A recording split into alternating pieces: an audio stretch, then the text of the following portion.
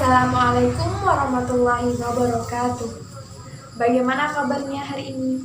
Semoga tetap sehat dan tetap semangat ya. Sebelumnya, perkenalkan, nama Ibu Maulia Nur Azizah. Di sini Ibu akan memberikan layanan mengenai penggunaan sosial media dengan bijak. Sebelum kita memulai layanan pada hari ini, alangkah baiknya kita sama-sama membaca basmalah. Bismillahirrahmanirrahim. Baiklah, tujuan dari layanan kita hari ini adalah yang pertama, mengidentifikasi berbagai macam perilaku yang menyimpang dalam bermedia sosial. Yang kedua, menjelaskan cara penggunaan media sosial dengan bijak. Yang ketiga, mengklasifikasi perilaku bijak dalam penggunaan media sosial.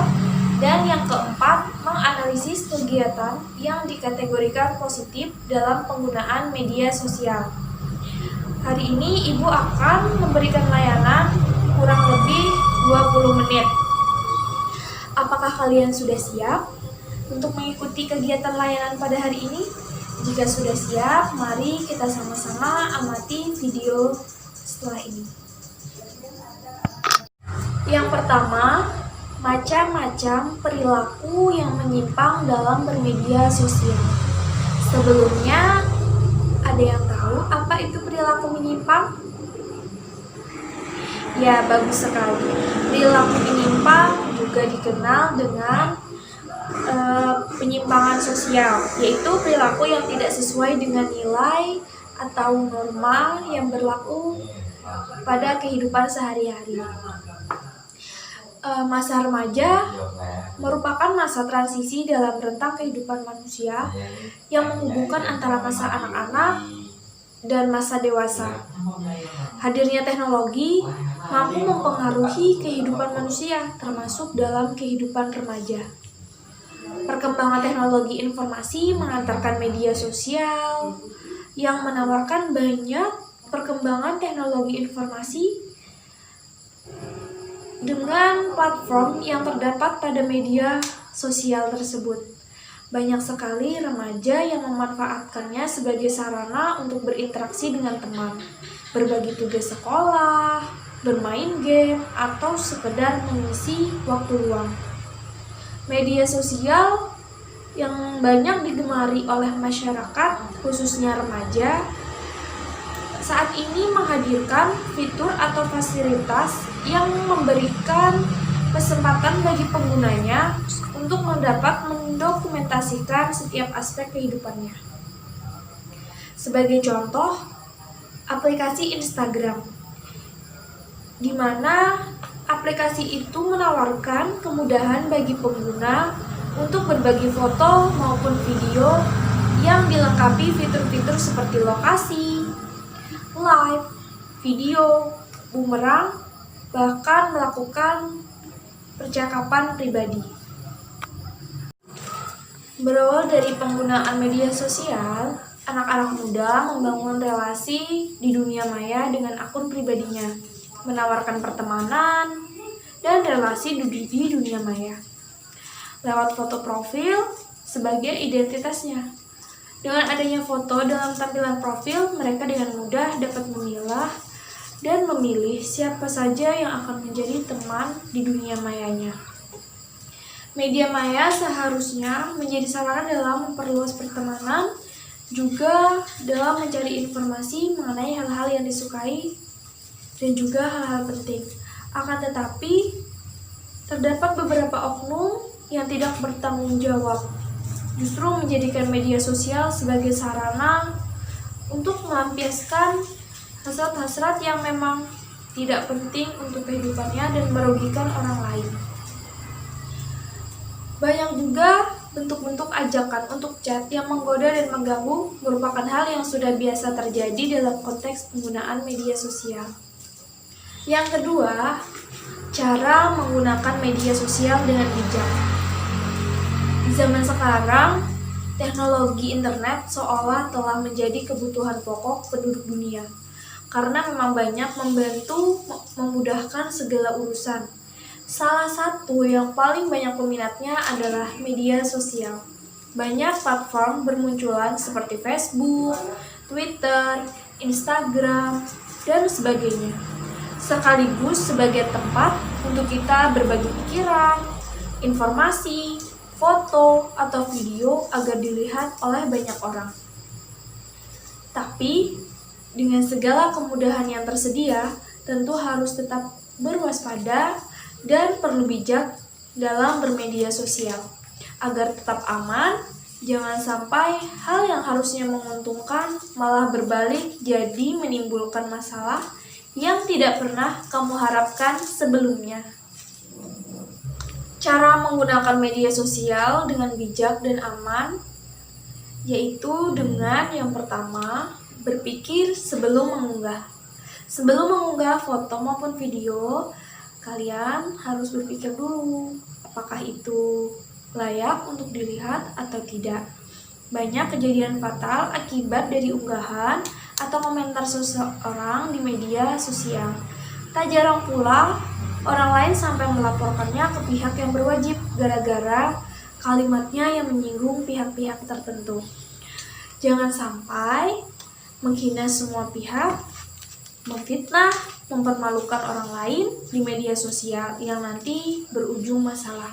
Karena bisa terjerat Undang-Undang ITE atau Undang-Undang Informasi dan Transaksi Elektronik kalau berkata-kata sembarangan. Sebelum memulai mengetik atau membuat konten, pikirkan dulu dampak dari semuanya agar tidak merugikan diri sendiri maupun orang lain. Kedua, jauhi emosi. Hindari menggunakan media sosial saat kamu sedang emosi atau marah. Ketika sedang marah, biasanya kita sudah tidak berpikir panjang lagi saat mengetik kata. Tentu hal itu sangat berbahaya dan bisa membuat kalian sangat menyesal akibat dampak buruk yang ditimbulkan. Kalau kalian sedang emosi, alangkah baiknya kalian tetap diam dan jangan selalu mengupload apa yang kalian rasakan di media sosial. Yang ketiga, silaturahmi. Kenapa silaturahmi? Karena memanfaatkan media sosial untuk menjalin silaturahmi dengan teman, keluarga besar yang jarang bertemu karena kesibukan, tetangga, maupun teman lama atau orang yang pernah berinteraksi denganmu adalah salah satu cara alternatif yang dapat kita lakukan. Teknologi membantu menghubungkan kita dengan mereka yang tinggal jauh dengan kita. Yang keempat, buku lebih baik. Internet memang menyajikan banyak sekali informasi mengenai hal yang kita inginkan. Tetapi tidak semua informasi yang beredar di media sosial itu akurat dan bisa dipertanggungjawabkan. Bisa saja apa yang kita lihat dan kita baca di media sosial itu tidak dapat kita pertanggungjawabkan kebenarannya atau hoax. Kalau salah sumber, tidak hanya diri sendiri, namun orang lain juga ikut merasakan dampaknya.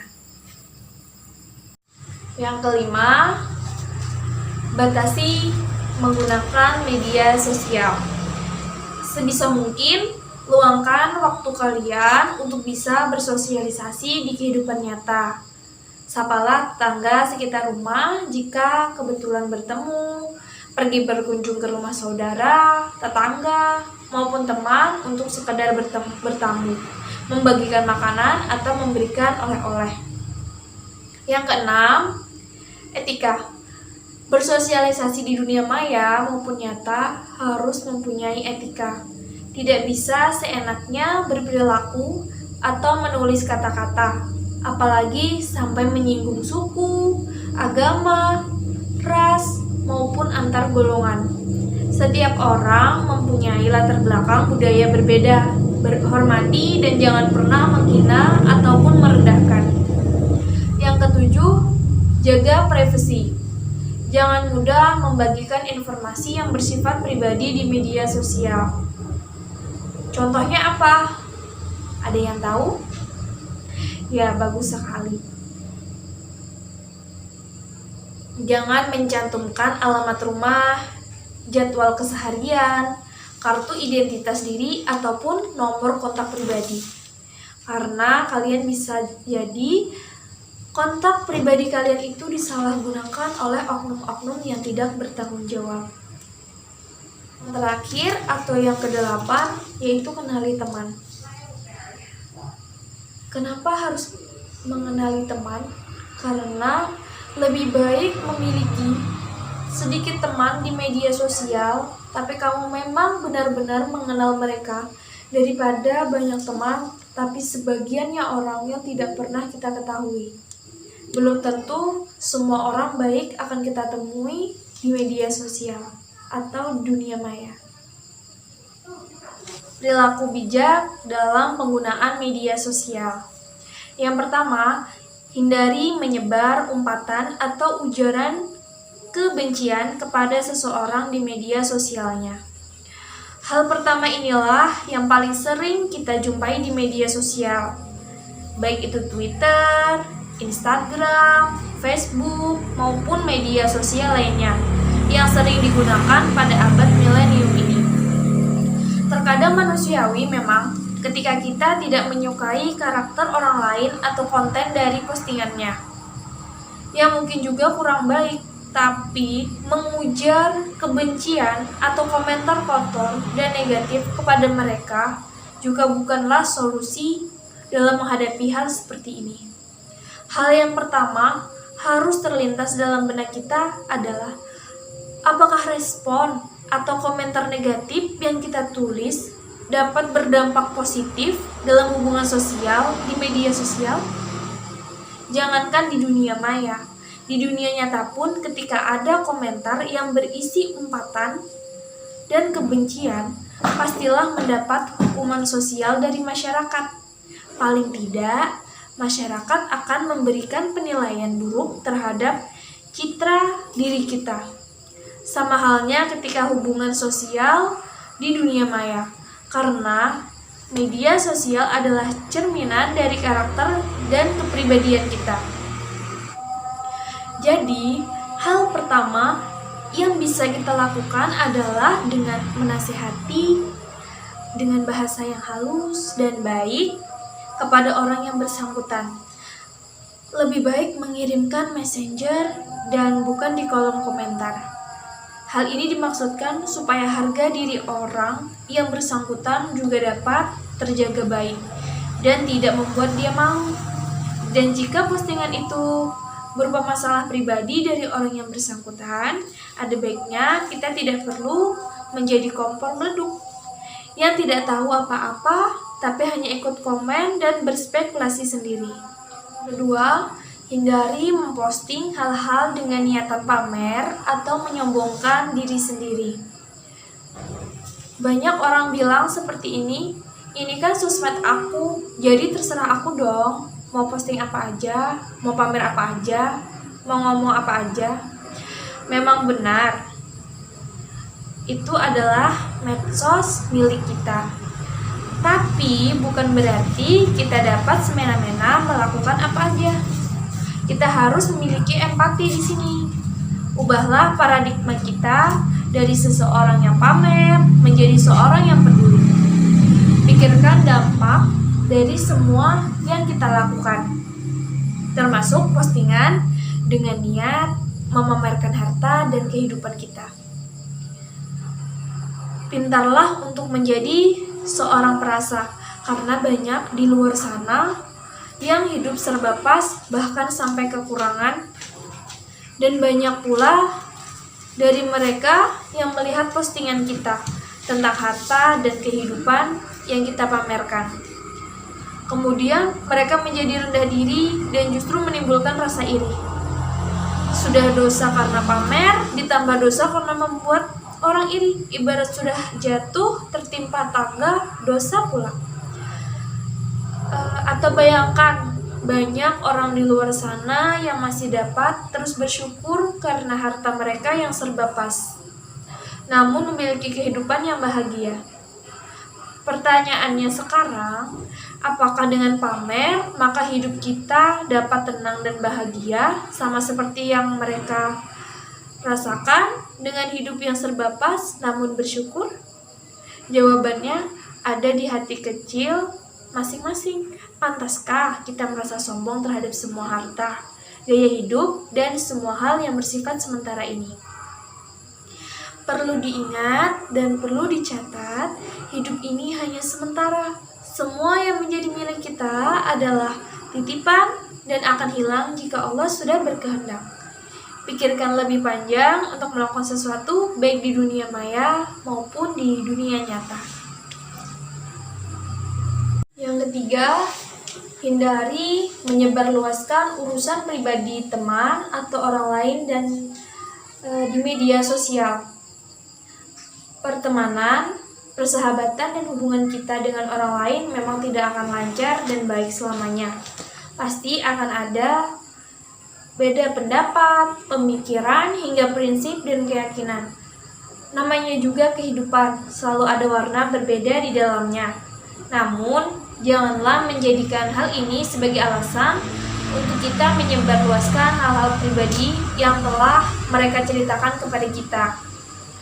Hal ini akan membuat teman atau rekan yang bersangkutan menjadi sedih dan akibatnya mereka tidak akan pernah mau mempercayai kita walaupun kita sudah meminta maaf. Hal yang lebih buruk lagi, akan banyak teman-teman yang menjauhi kita karena sifat ember yang kita miliki. Jika memang kita gentleman, maka selesaikan baik-baik di dunia nyata dan tidak perlu curhat di media sosial. Pikirkanlah lebih panjang akibat dari tindakan menyebarluaskan urusan pribadi seseorang, karena bisa jadi suatu saat kita ada di posisi mereka. Pasti kita akan merasakan apa yang mereka rasakan. Yang keempat, berusahalah menahan emosi dan sabar ketika ada orang yang memposting hal tidak baik tentang kita. Poin 3 sebelumnya menjelaskan bagaimana kita bersikap kepada orang lain di media sosial. Nah, untuk poin keempat ini akan menjelaskan bagaimana sikap kita jika kita menjadi korban saat bermedia sosial. Hal ini memang sangat sulit untuk dihindari, mengingat banyaknya orang yang sudah melupakan etika dalam bermedia sosial. Orang-orang bahkan teman yang menceritakan hal-hal buruk tentang kita adalah mereka yang tidak dapat dipercaya dan cenderung bermuka dua. Seringkali temperamen kita mendadak naik ketika menghadapi masalah ini. Namun, jangan marah dulu. Tahan emosimu. Mereka yang menceritakan keburukan kita di media sosial juga adalah mereka yang memperburuk nama mereka sendiri di dalam pandangan masyarakat. Justru dengan mereka memposting keburukan kita, itu sama saja dengan mereka menuliskan keburukan mereka kepada halayak. Bayangkan jika itu teman dekat Anda yang sekelas dengan Anda, kemudian tanpa sebab apa-apa dia memposting segala keburukan Anda hanya karena jengkel dan berbeda pendapat dengan Anda. Kemudian teman-teman sekelas Anda lainnya melihat postingan itu. Tak jarang orang akan menilai kalau Anda ada di posisi sebagai korban dan lebih bersimpati terhadap Anda, dan bukan kepada teman Anda yang memposting.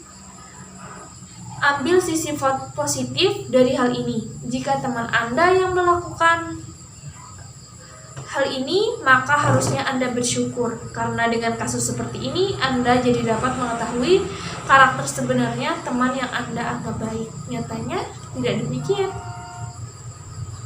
Yang kelima, postinglah segala hal yang positif dengan caption yang memotivasi diri sendiri maupun orang lain. Jika dari poin 1 sampai 4 membuat emosi Anda bercampur aduk, maka poin kelima ini akan menjadi obat penenang bagi Anda. Banyak sekali hal-hal yang dapat kita syukuri setiap harinya ketimbang sesuatu yang kita sesali dan keluhkan. Contohnya, kita dapat bernafas kembali di pagi hari dan menghirup aroma dedaunan yang basah setelah diguyur hujan semalam. Hal-hal kecil yang kita anggap sepele, nyatanya sangat dapat kita syukuri. Ingatlah, banyak orang di luar sana yang menginginkan ada di posisi kita. Banyak orang yang berlomba dengan nafas terakhirnya di saat kita menghirup udara pagi di hari Minggu. Banyak orang yang harus berjalan bermil-mil untuk pergi bekerja, bersekolah, ataupun kemanapun. Banyak orang yang bahkan harus berpikir dan bertanya kepada diri sendiri, apakah saya dan keluarga saya bisa makan hari ini? Sementara keluhan Anda hanyalah, makan apa kita hari ini? Sejujurnya kita dapat memposting hal-hal yang positif dan tidak menyinggung perasaan orang lain. Dan tidak pula menimbulkan penyakit kepada sang hati kita sendiri. Mulai sekarang, ubahlah paradigma kita dari sang pengeluh menjadi sang bersyukur, supaya Allah menambah berkah pada setiap usaha dan kerja keras kita dalam kehidupan ini.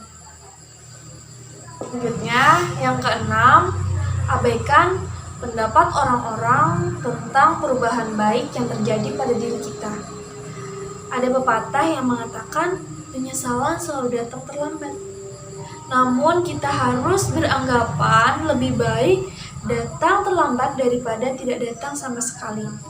Jika memang kita pernah melakukan keburukan kepada orang lain di media sosial maupun di dunia nyata dan memiliki masa lalu yang begitu rumit, maka ubahlah diri kita sekarang. Kita tidak akan pernah tahu kapan hidup kita berakhir. Tapi saya yakin pada dasarnya semua orang ingin kembali kepada Sang Khalik dalam keadaan baik. Jadi, ubah pribadi dan karakter buruk sekarang juga. Ubah pemikiran negatif menjadi positif. Ubah rutinitas monoton tanpa tujuan dan rencana menjadi sesuai dan terjadwal, berwarna, dan bermanfaat bagi diri sendiri maupun orang lain. Ubah pandangan negatif terhadap dunia, maka dunia akan memberikan energi positifnya kepadamu tanpa kamu minta sekalipun. Yang ketujuh, mulai sekarang jadilah pribadi yang positif dengan karakter yang baik. Dunia ini keras. Kalau dunia itu keras, maka kita harus menjadi pribadi yang tangguh jika ditimpa dengan ujian maupun cobaan yang keras. Maka percayalah, ketangguhan Anda akan meluluhkan kerasnya dunia ini. Abaikan lingkungan, bahkan teman-teman yang berpengaruh negatif terhadap Anda. Kalian bukan patung yang dapat berbicara dan bergerak. Tinggalkan lingkungan yang membawa kalian kepada keburukan. Mulailah mencari lingkungan yang mendukung untuk menjadi pribadi yang positif dan selalu bersyukur.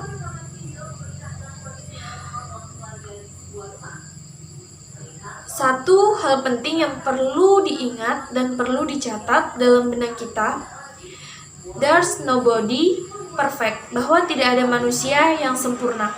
Semakin kita mencari kesempurnaan, semakin kita menemukan kehampaan yang berujung kepada keputusasaan. Yang bisa kita lakukan adalah menyadari kekurangan pada diri sendiri dan mulai memperbaiki diri kita sendiri. Selanjutnya, kegiatan yang dikategorikan positif dalam penggunaan media sosial. Apa aja sih menurut kalian kegiatan yang dikategorikan positif dalam penggunaan media sosial? Ya, bagus sekali. Terima kasih. Jadi yang pertama itu membentuk komunitas amal di sosial media. Yang kedua, mempromosikan produk lokal pengusaha industri kecil. Membentuk komunitas belajar online. Yang keempat, memberikan informasi lowongan kerja yang valid. Terakhir atau yang kelima, membentuk komunitas pecinta lingkungan. Baiklah, itu tadi layanan yang dapat Ibu berikan. Jika ada yang belum paham, bisa ditanyakan. Jika sudah, mari sama-sama kita simpulkan materi layanan kita pada hari ini. Jika sudah, mari sama-sama kita tutup dengan membaca hamdalah. Alhamdulillahirabbil alamin. Terima kasih. Wassalamualaikum warahmatullahi wabarakatuh.